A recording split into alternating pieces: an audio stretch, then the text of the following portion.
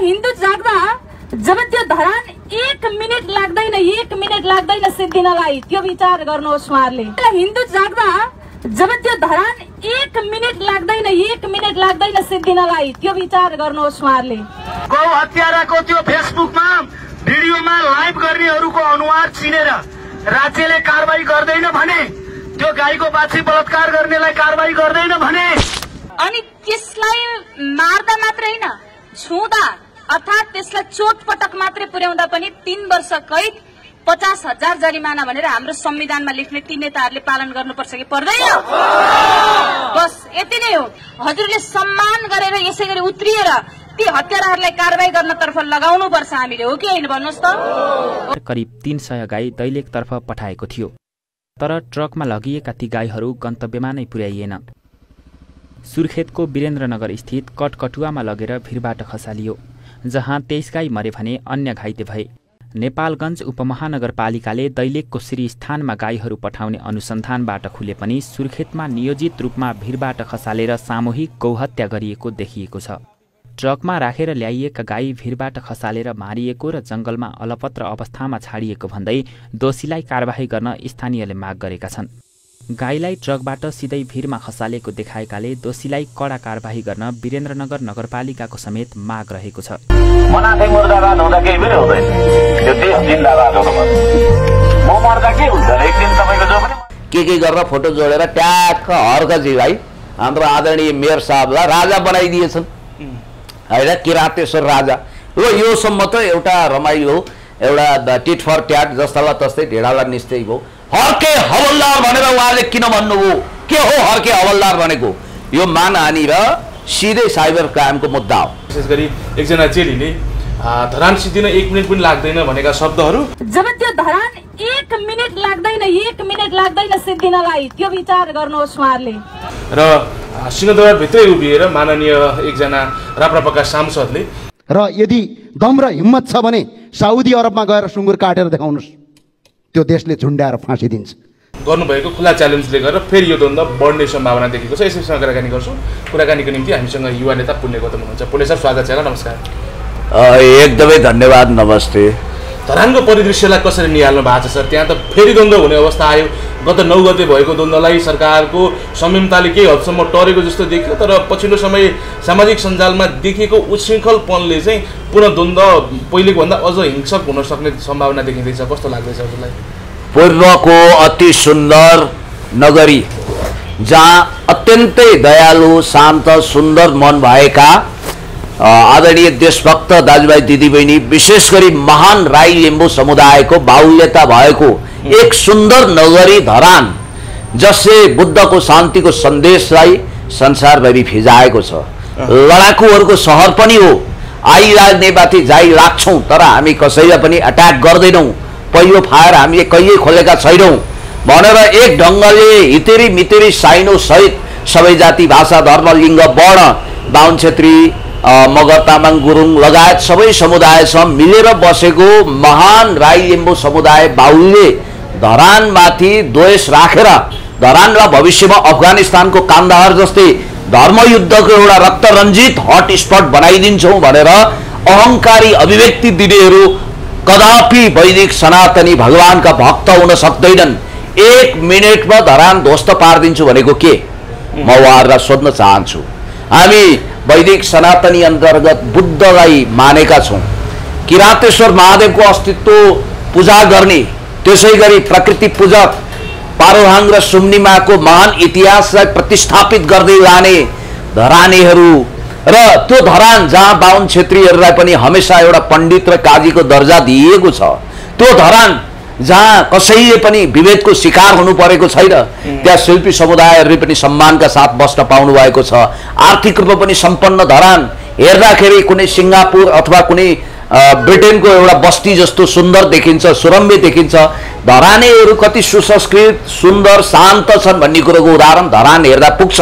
र त्यो धरानलाई विश्वभरि प्रतिष्ठित बनाउँदै हुनुहुन्छ आदरणीय देशभक्त, अर्ग्यानिक, इमान्दार र यो देशलाई हमेसा दिलमा सजाउने, मनमुटुमा सजाउने र डेङ्गुसँग लडेर धरानवासी बचाउन खोज्ने र काका कुल भएका धरानीहरूलाई कोका खोलाबाट एकदमै 40औं किलोमिटरबाट पाइप बिछ्याएर मिराकल चमत्कारिक ढङ्गले पानी खुवाउने महान मानवतावादी सबै धर्मलाई समभावको दृष्टिकोणले हेर्ने एक असली धार्मिक सहिष्णु र असली समावेशी चरित्रको महान मेयर हर्क साम्पाङज्यूलाई टार्गेट गरेर उहाँलाई भौतिक रूपमै सिद्धाउन खोज्ने, बदनाम गर्ने, उहाँलाई घेरा हाल्ने, उहाँलाई उत्तेजित गर्ने र धरानेहरूलाई धरानका राई लिम्बूको नाममा भारतबाट इन्डियाबाट योगी र मोदीको दलाली गर्ने भर्खरै अङ्गीकृत नागरिकता लिएर छिरेका र भारतको बोर्डरबाट छिरेका जसले गौर नरहत्या पनि रचना गरेका थिए तिनैका भाइ भतिजा जस्ता लाग्ने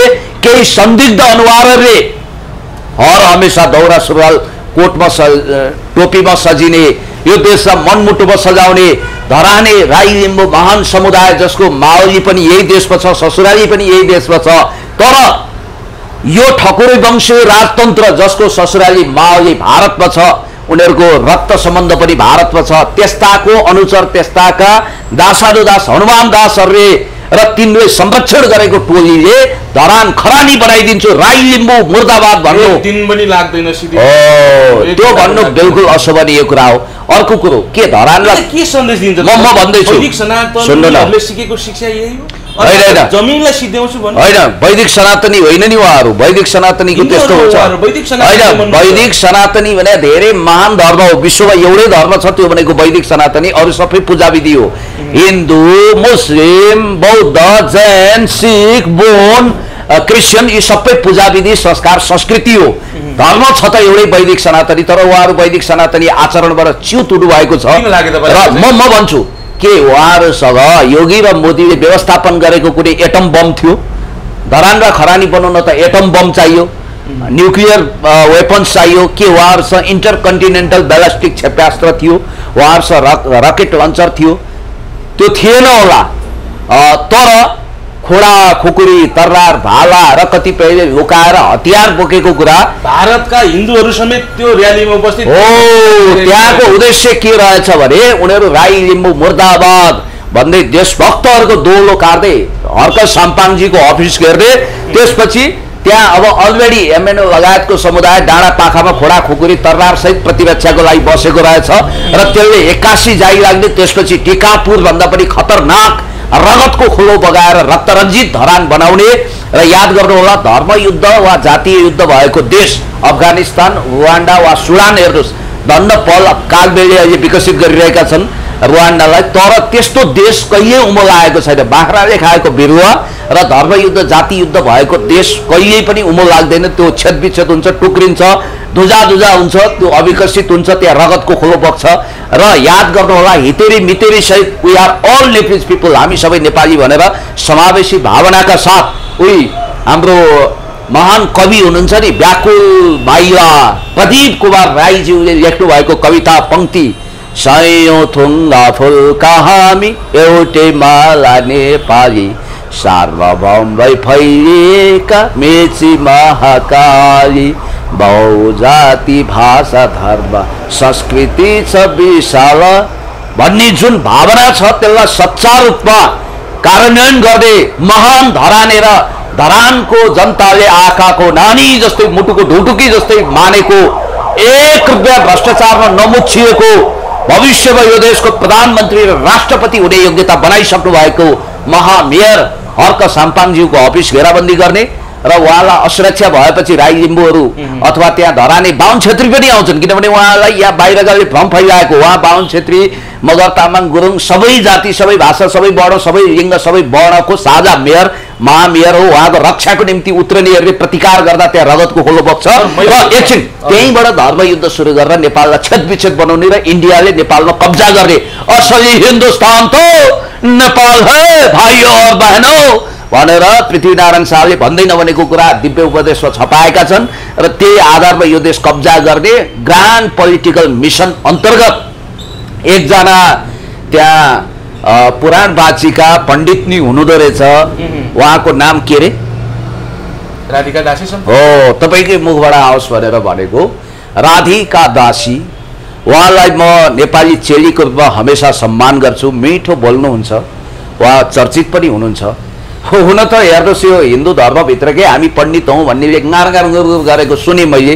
ओहो महिला पनि पण्डित नि, जसरी किराँत धर्ममा बिजुवा बन्नको लागि किराँती मुलकै हुनुपर्छ, तिब्बती लामा नि के अरे लामा हुनको लागि अब वास्तवमा बुद्ध धर्मको लामा हुन त्यही अनुसारको नस्ल चाहिन्छ भन्ने एउटा मान्यता छ नि।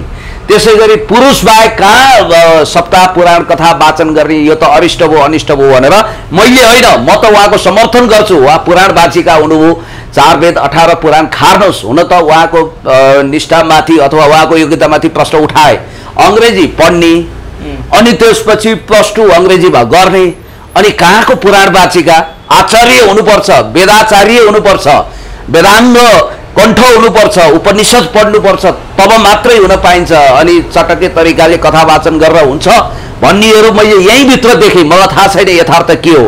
अझ महिलाले कहाँ सप्ताह पुराण वाचन गर्ने भन्ने पनि थिए।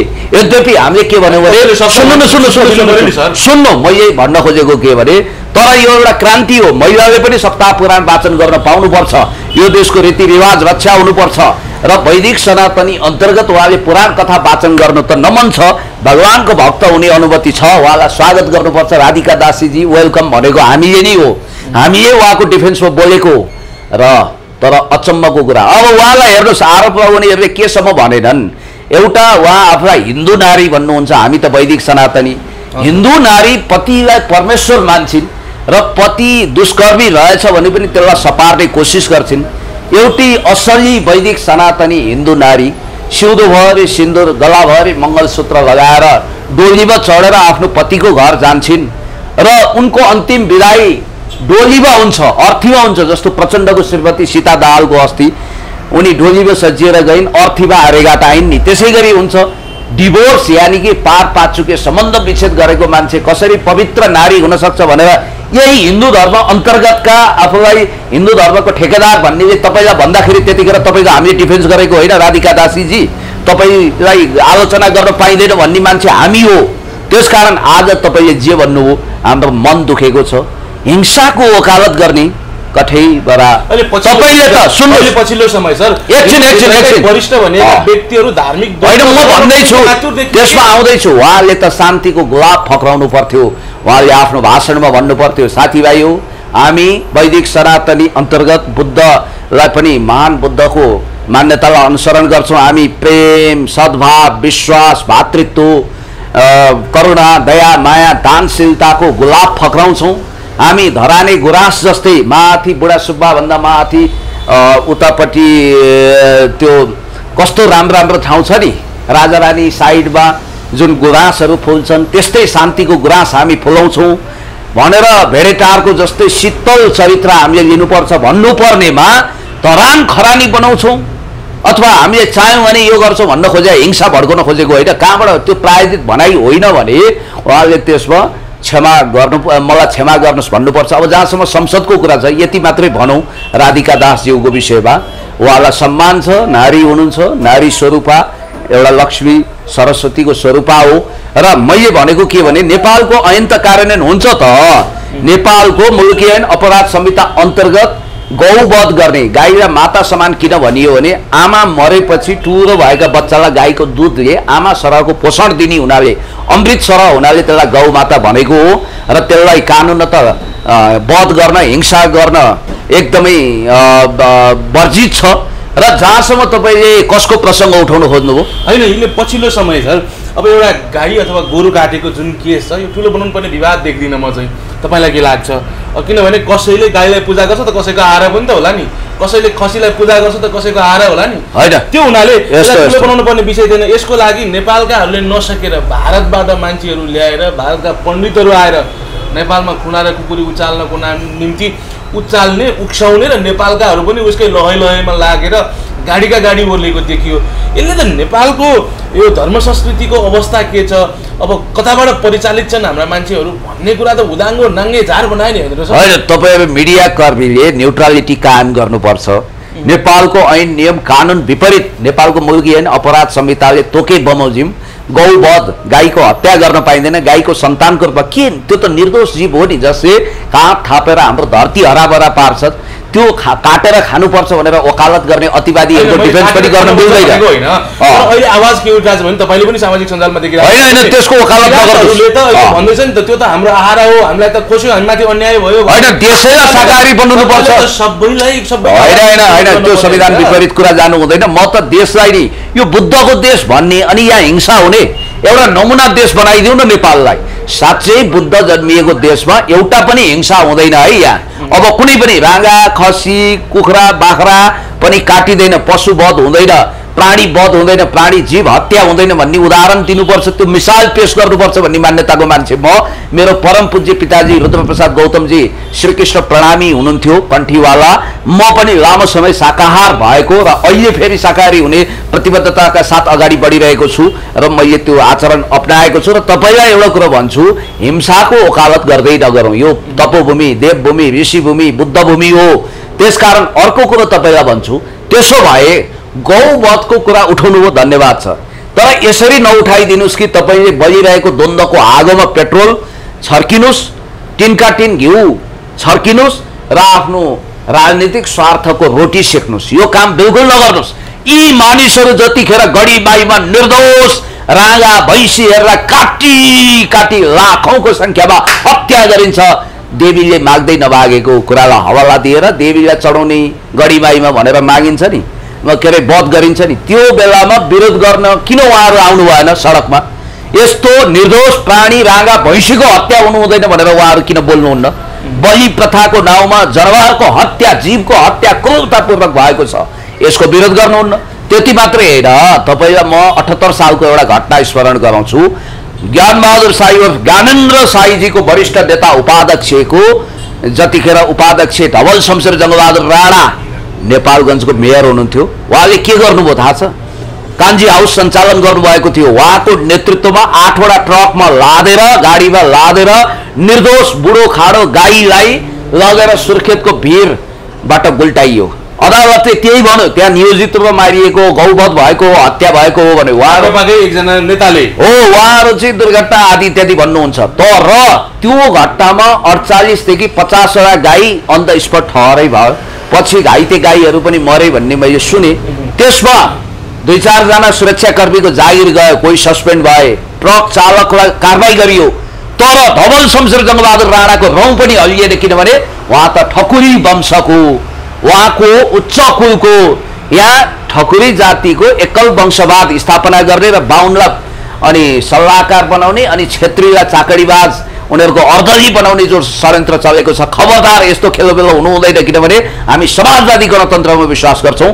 र धवल शमशेर जङ्गबहादुर राणा यदि धवल राई हुन्थे भने नि धवल गुरुङ हुन्थे धवल मगर हुन्थे भने उनलाई करार जाप बनाइन्थ्यो उनी राणा नभएर राणा हुन्थे भने खेल खत्तम हुन्थ्यो किनभने योगी र मोदीको दलाल पार्टी कोही छ भने यो राप्रपा अनि सुन्नु एकछिन राप्रपाको चुनाव चिन्ह के गाई गाईको संरक्षण गर्नुपर्छ भनेको होइन त्यतिखेर अहिले पो हल्लो भयो के भयो भोलि फेरि गाई होला अनि अर्को कुरो राप्रपाले धर्मरक्षाको ठेकदारी लिएको छ भारतको बीजेपी जस्तै उहिले पनि धार्मिक अतिवादी सोच राख्छ र आर्थर जे ब्ल्याङ्कनले त आफ्नो प्रतिवेदनमा अमेरिकी विदेश मन्त्री आर्थर जे ब्ल्याङ्कनले भारतीय हिन्दू अतिवादी आरएसएसबाट पैसा खाने चार्ज उहाँहरूले लगाउनुभयो उहाँहरूले क्याटेगोरिकली त्यसको खण्डन गर्न सक्नु भएको छैन म तपाईलाई भन्छु ज्ञानबहादुर साई र ज्ञानेन्द्र साईले एउटा धीरेन्द्र शास्त्री बागेश्वर धाम सरकार भन्नेले भारतको अभिन्न हिस्सा हो नेपाल भन्दा यो कुरा संसदमा किन उठाउन सक्नु भएन उहाँहरूले किन मौन समर्थन गर्नुभएको छ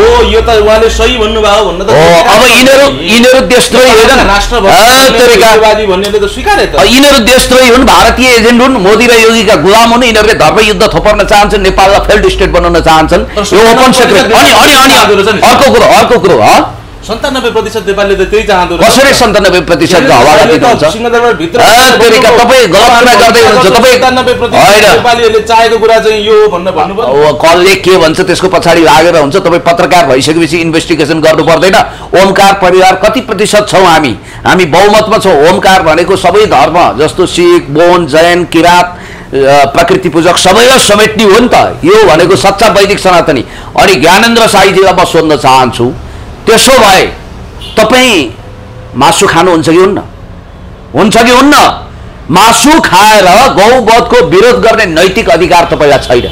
हो, गर्नुहोस्, विरोध गर्नुभयो, धन्यवाद। नैतिकताको कुरो गर्दैछु। तपाईँ जुन दिन शाकाहारी हुनुहुन्छ म जस्तै, त्यो दिन तपाईँलाई यो नैतिक अधिकार हुन्छ है। अनि म सुन्दैछु त्यहाँ धरान जान भिड जम्मा गरेकाहरू, त्यहाँ राम्रा मान्छे पनि छन्, असल मान्छे पनि छन्, धर्मरक्षा हुनु पर्यो भन्ने साथीहरू पनि हुनुहुन्छ, तर विदेशी घुसपैठ प्रशस्त छ। तपाईँले क्यान बियर खाएको देख्नु भएन भिडमा, त्यो जुलुसमा। अनि उहाँलाई म सोध्न चाहन्छु, जस्तै कि तपाईँले एउटा कुरा याद गर्नु होला, इटहरीदेखि विराटनगरसम्म त्यो दिन कति मासु र रक्सी बिक्यो होला। माफ गर्नु होला, यो कुरा भन्न मलाई बहुत पीडा छ, तर मैले यथार्थ बोल्नै पर्छ। र म गौवधको विरोधी हुँ र कुनै पनि धर्मलाई कन्भर्जन गरेर धार्मिक युद्ध थोपर्नु हुँदैन भन्ने मान्यता म लिन्छु। र मिसिनरी चलाएर कुनै पनि ढङ्गले धर्मयुद्धको उद्योग खडा गर्नु हुँदैन। र उहाँलाई मेरो नैतिक प्रश्न के भने, पहिला तपाईँ शाकाहारी हुनुहोस्, दोस्रो तपाईँले बाबाधाम सरकार धीरेन्द्र शास्त्रीको विरोध गर्नुहोस् त्यो अभिव्यक्तिको, तेस्रो तपाईँले आफ्नै नेता धवल शमशेर जङ्गबहादुर राणा विरुद्ध संसददेखि सडकसम्म आन्दोलन गर्नुहोस्। यी आफूलाई हिन्दू धर्मको ठेकेदार सम्झने साथीहरूलाई पनि म भन्छु, म ठेकेदार होइन, म वैदिक सनातनी हुँ। म ब्रह्मा विष्णु महेश्वरको अस्तित्व स्वीकार गर्छु, घरमा मन्दिर बनाएको छु, हिजो यहाँ प्रवचन पनि मैले दिएँ। त्यसकारण मैले लुकाएको छिपाएको छैन, म खुल्ला स्पष्ट किताब जस्तो हुँ। मैले यहाँ लुकाउनु छिपाउनु पर्ने जरुरी छैन। तर म खसी बोकादेखि गाईसम्म कसैको पनि हत्या गर्नु हुँदैन, यो पाप हो भन्छु। र बरु यस्तो कानुन ल्याउन, नेपालमा कुखुरा काटे पनि सजाय हुने कानुन जस्तो। चीनमा के हुन्छ, लामाहरूले जीवित प्राणीको वध गरेर मासु नै खाँदैनन्। याद गर्नु होला, प्राण रहेको प्राणीको उनीहरूले वध गर्दैनन् कुनै धार्मिक संस्कार बाहेक अपवादमा। अनि अर्को कुरो, त्यहाँ अतिवादीहरूले हर्क साम्पाङकै ठाउँमा लगेर फेरि त्यहाँ गोरु काट्नुपर्ने, त्यसलाई पुरै विज्ञापन गर्नुपर्ने कारण के थियो? यसमा मैले अलिकति रोकेर मैले तपाईँले अघि भन्नुभएको कुनै पनि प्राणीको हत्या नगरौँ भन्ने कुरामा मैले पनि सम्मान गरेँ। त्यो कुरालाई यदि स्वीकार्ने हो भने साँच्चीकै एउटा नयाँ प्रकृतिको सुरुवात हुन्छ, बुद्धको देश हुन्छ। तर अहिले पछिल्लो समय हेर्ने हो भने जसले गाई र गोरु काटे भनेर यत्रो विरोध र यो रणसंहारको अवस्था सुरु गरे नि, केही महिना मात्रै भएको छ एकजना दलितको घर भत्काइएको, जो चाहिँ एउटा विष्टको घरको छेउमा, कथित उपल्लो जातको घरको छेउमा घर बनाएको भन्दा उसले कमाएको जीवनभरिको कमाइ त्यहाँनिर भत्काउने काम गरियो, अन्न नाश गर्ने काम गरियो, बालीनाली नाश गर्ने काम गरियो। केही समय अगाडि हाम्रै माननीय ज्ञानेन्द्र शाहीकै क्षेत्रको आसपासतिरै एकजना कथित तल्लो जातका व्यक्तिले उपल्लो जातका चेलीसँग विवाह गर्न खोज्दाखेरि त्यहाँ एउटा नदीमा फालेर हत्या गरियो। त्यति बेला कोही पनि सडकमा ओर्लिएन, तर आज एउटा गोरु ढल्दाखेरि यहाँ यत्रो ठुलो रणसंहार भयो कि आज त यस्तो देखिँदैछ सर, एउटा गोरुको मूल्य भन्दा पनि मान्छेको जीवनको मूल्य त कम रहेछ जस्तो लाग्छ। हरेक हिंसा, हत्या, अत्याचार, अनाचार, दुराचार, भ्रष्टाचारको विरोध गर्नुपर्छ। तर सुनियोजित रूपमा राजनीतिक स्वार्थको रोटी सेक्न चाहनेहरूले, जस्तो कि यो घटनाको तपाईँले भनेको घटनाको पनि विरोध गर्नुपर्छ। त्यसरी आगो लागि गराउने, झुपडी बाउ गर्ने, आफ्नो हुम्ला जुम्लातिर त्यहाँ गरिबहरूको झुप्रो जलेको बेला उहाँ किन मौनता सान्नुहुन्छ भन्ने प्रश्न त सामाजिक सञ्जालमा उठ्यो।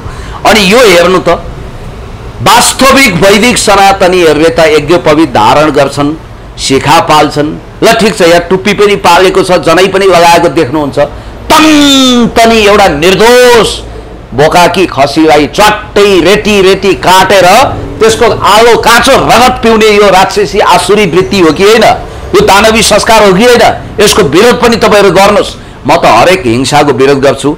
अब यहाँ हेर्नु न, नेपाल सरकारको सचिव भइसकेको महानुभावले आफ्नो डिग्निटी, आफ्नो मर्यादामा बस्नुपर्नेमा थरी थरीका कुरा गर्नुहुन्छ। मलाई त ताजुब लाग्छ। तपाईले मैले संकेत गरेको कुरो त बुझ्नुहुन्छ तपाईँ एउटा सम्मानित व्यक्तिलाई होइन, सम्मानित भने त आफ्नो सम्मानमा अड्यो भने त्यसलाई सम्मानित भनिन्छ। तपाईलाई म भन्छु, एकजना चेली, गुरुङ चेली आफ्नो माइती जानुभएको छ, हुन त त्यो हिंसाका फोटोहरू पोस्ट नगर्नुहोस् म भन्छु। यति लामो नली खुट्टा लिएर उहाँले राँगाको सुप भनेर खानु भएको रहेछ, फोटो पोस्ट आएको, लो धरानमा गोरु काटेर खाएको सिन हो भनेर उहाँले फोटो हाल्नुभयो। उहाँलाई अहिले अब साइबर लागेर उहाँलाई रुनु न हाँस्नु भएको छ। उहाँले माफी पनि माग्नु हो, माफी दिने हो कि नदिने, दिँदा राम्रो हुन्छ भन्ने मेरो मान्यता हो। माफी त्यो लेभलको मान्छेले मागिसकेपछि अब उहाँलाई माफी पनि कति दिने? उहाँका काम कारबाही गतिविधिहरू हेर्नुहोस् न, तपाईँले हेरिरहनु भएको छ त। जस्तो यो तपाईँ एकचोटि यो फोटो हेर्नुहोस्, त्यहाँ लेखेको कुरा पढ्नुहोस्।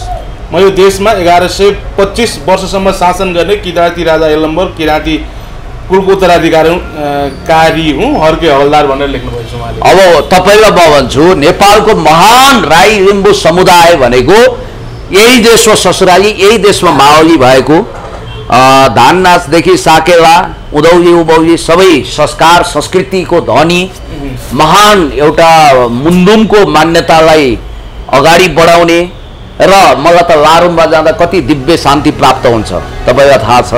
र मैले चन्द्रकुमार शर्माज्यूलाई भेटेको थिएँ, उहाँको दिव्य उपदेश, उहाँका बाणी अमर बाणीहरू अहिले पनि मलाई याद छ। आत्मानन्द लिङ्गदेनले प्राण प्रतिष्ठा गरेको त्यस्तो राम्रो उद्भट एउटा उर्वर आध्यात्मिक केन्द्र हो धरान, जहाँ बुढा सुब्बा छ, गोपाल मन्दिर छ, अरू छ, र हर्क साम्पाङजीलाई बदनाम गर्न यिनीहरूले कुनै पनि कोसिस बाँकी राखेनन्।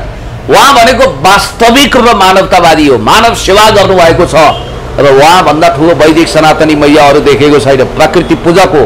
हुन त हेर्नुहोस्, यस्तो फोटो बनाइदिँदा हर्कजी आफैले पनि सेयर गर्नु भएको छ होइन फोटो, रमाइलो लाग्यो भन्नु। रमाइलो लाग्यो होइन, यो त अब पूर्व राजा ज्ञानेन्द्रको अथवा वीरेन्द्रको शिरमा रहेको सिम्पेच उहाँलाई लगाइदिएको थिएँ। हुन त मलाई पनि लगाएर फोटो पोस्ट गरेका थिएँ एकचोटि। अब उहाँले एउटा व्यङ्ग्यात्मक स्ट्याटस राख्नु भएको थियो, म गणतन्त्रवादी हुँ, तर तिमीहरू राजा चाहिने नै हो भने नहुने हो भने ठकुरी वंश किन, जसको रगतमा भारतीयहरूको विरासत मिसिएको छ, जसको मावली वा ससुराली इन्डिया छ, त्योभन्दा यही देशको भूमिपुत्र धरतीपुत्र मलाई यो देशमा 1125 वर्षदेखि शासन गर्ने किराँती राजा यलम्बर किराँत कुलको म उत्तराधिकारी हुँ भनेर उहाँले घोषणा गर्नु हो। उहाँको तर्कमा अलिकति दम थियो नि त होइन, जबकि उहाँले यो व्यङ्ग्यपूर्वक एउटा सेन्स अफ ह्युमर पनि क्रिएट गर्यो। त्यसरी भनेको ठ्याक्कै फोटोसपबाट के गरेर फोटो जोडेर ट्याक्क हर्कजीलाई हाम्रो आदरणीय मेयर साहबलाई राजा बनाइदिएछन् होइन, किराँतेश्वर राजा। र योसम्म त एउटा रमाइलो एउटा टिट फर ट्याट जस्तालाई तस्तै ढेडालाई निश्चय भयो। हर्के हवलदार भनेर उहाँले किन भन्नुभयो, के हो हर्के हवलदार भनेको? यो मानहानि र सिधै साइबर क्राइमको मुद्दा हो। यदि कसैले आँट्यो भने हवलदार हो उहाँ पढ लेखेको मान्छे, उहाँको योग्यताले यदि सरकारी सेवा जोइन गर्नुहुन्थ्यो भने उहाँ अधिकृत हुनुहुन्थ्यो, पुलिसमा जानुहुन्थ्यो भने इन्सपेक्टर हुनुहुन्थ्यो, र यता सेनामा जानुहुन्थ्यो भने सिधै सेकेन्ड लेफ्टिनेन्टबाट फाइट गर्ने ब्याचलर उहाँले गर्नुभएको छ होइन। भोलि मास्टर्स पनि पढ्न सक्नुहुन्छ, उहाँको कुरा हो। र यति योग्यताको मान्छेलाई हवलदार उहाँले किन भने? उहाँ त प्रोटोकलमा धरान उपमहानगरपालिकाको मेयर हुनुहुन्छ।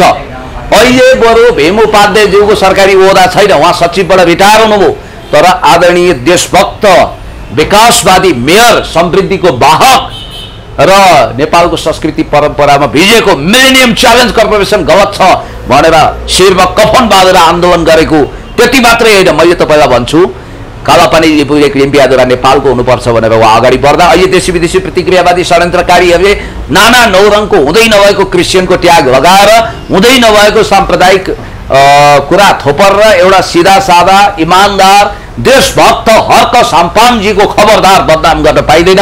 र हर्कज्यूलाई पनि म भन्छु, यी प्रतिक्रियाहरूमा नअल्झिएर न्युटनको third law of motion, every action has equal but opposite reaction, प्रत्येक क्रियाको विपरीत समानान्तर प्रतिक्रिया प्राप्त हुन्छ भनेर सर आइज्याक न्युटनले भन्नुभएको थियो। त्यही मान्यता अनुसार अगाडि बढ्नुहोस्। काग कराउँदै गर्छ, पिटा सुक्दै गर्छ, कुकुर भोग्दै गर्छ, हात्ती लम्किँदै गर्छ, कुत्ता भोग्दै हजार, हात्ती लम्के बजार, बार्किङ डग सेल्डम बाइट्स, भोक्ने कुकुरले टोक्दैन।